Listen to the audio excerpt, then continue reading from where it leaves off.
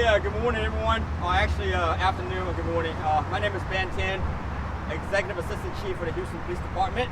Behind me, I have Chief Bashir, who is the Patrol Region 3 Chief, oversee this area responsibility, along with my Homicide Commander, Commander Hassick, and also the Commander oversee the Traffic Enforcement Division. So what we have today is an extremely complex scene. Which ultimately, ended up in an officer-involved shooting, and also is a robbery involved as well. But I do want to go back a few weeks to put some historical context into this investigation. So with that said, y'all just bear with me.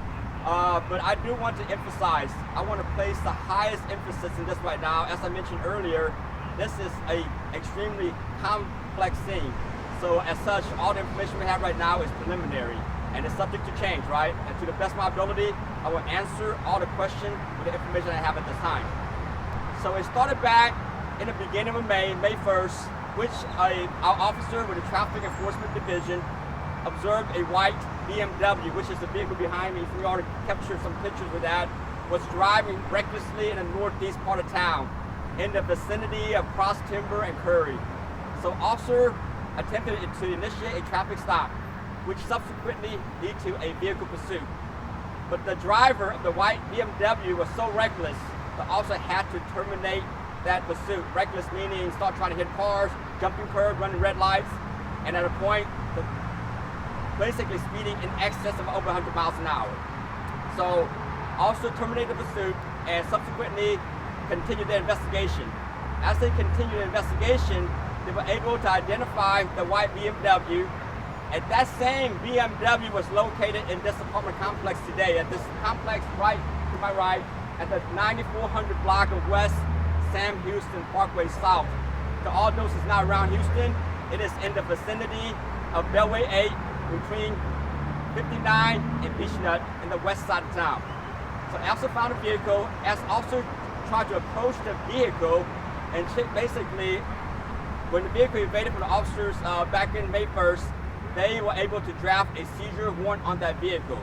So officer confronted the driver of the vehicle and advised the driver that, hey, the vehicle is being seized at this moment. At that time, during the contact with officers and the driver had a 5-year-old child with her, a daughter, 5-year-old, and they also allowed the driver to safely remove his daughter from the vehicle so they can seize the vehicle, which the suspect, at this time let's call him the suspect, the driver of the vehicle, initially complied. He took the daughter out of the vehicle and placed her to the side of the curb. And at the same time, officer basically asked him to step back so they can further the investigation and inventory the vehicle for the seizure process. At that moment, the suspect suddenly and overtly reached back inside and get inside the vehicle, which the officer repeatedly told him to not get in because the vehicle has not been cleared for weapons yet. The suspect refused to comply, which led to a struggle inside the vehicle with the officer and the suspect.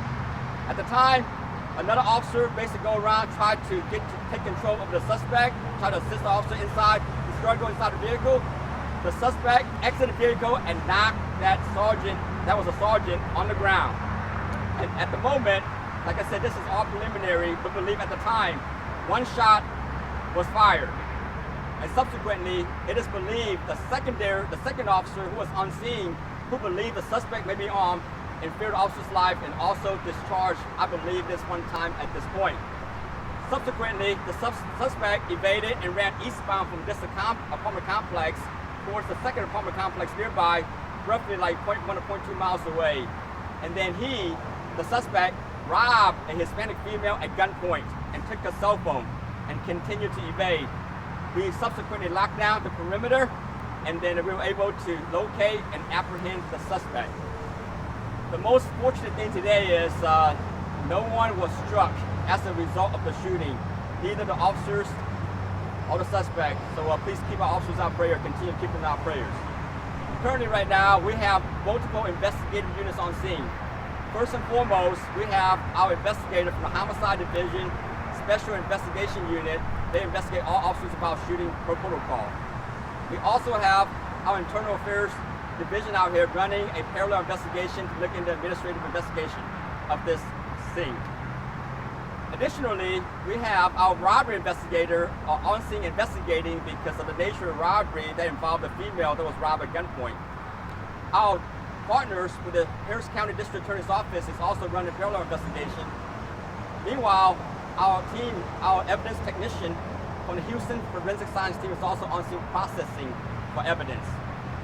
While this is preliminary, during the preliminary search of the vehicle, we were able to locate narcotics inside the vehicle and also a semi-automatic pistol with an extended magazine. My PIO team will share a photo momentarily. In the meantime, we're still in the process of searching for the second pistol that the suspect believed that he had in his possession during the evading process. So we are unable to locate the pistol at this time, but I do encourage any residents nearby that live in this part of town, in this apartment complex, near in the vicinity of the 9400 block of West Sam Houston Parkway South or 10200 Lindale. I encourage them to, when they locate a pistol, please call the police and let us know.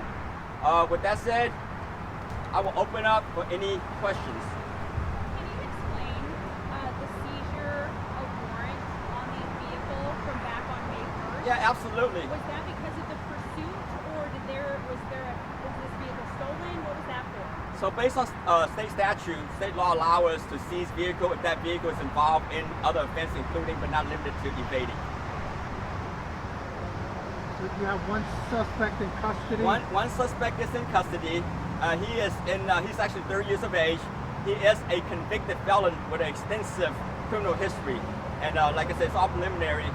Our officers that are involved, the first officer confirmed to be involved in the officer-involved shooting is a female officer, Hispanic female officer in her 40s with approximately 23 years of service.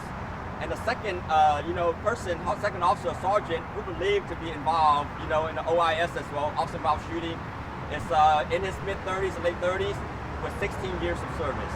This is what we have so far. Now, like for protocol, those officers will be placed on administrative duty pending the outcome of this investigation. Additionally, we have strived, we've been doing a good job in releasing all body cam footage within 30 days of any officer-involved shooting incident. And these officers were in uniform, not That is correct. These officers are assigned to a traffic enforcement division, and they are in uniform. But you can imagine how dangerous that was, right?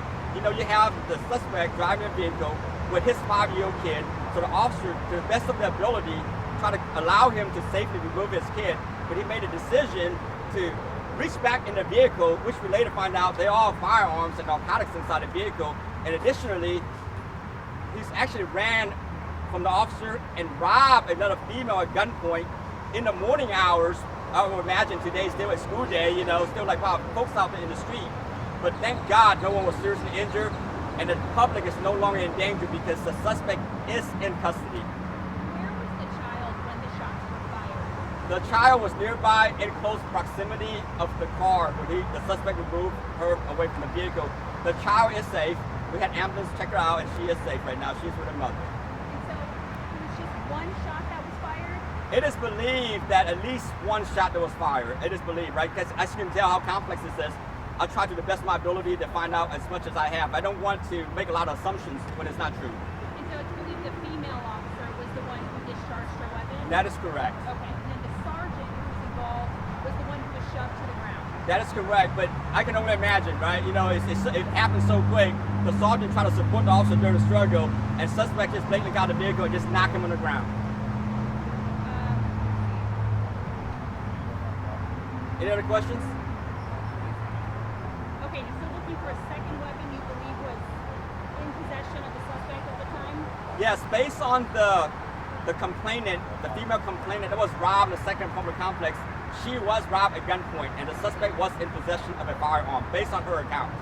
So we are unable to locate this firearm at this time. So we encourage the public, if you find a firearm, please contact us. Now, our detectives and law officers out there canvassing the area right now looking for the firearm. Are you releasing the name of the suspect? Say again? Are you releasing the name of the We suspect? will once, like I say, as we seek charges, that will get cycled through the Harris County District Attorney's Office.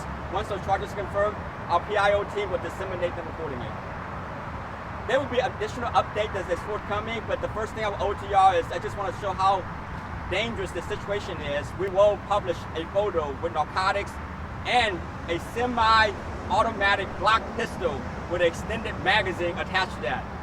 If you look at my weapon, I don't have an extended magazine attached to my weapon, right? So, but we will post that photos momentarily. Well, thank you for your time. Thank you, sir.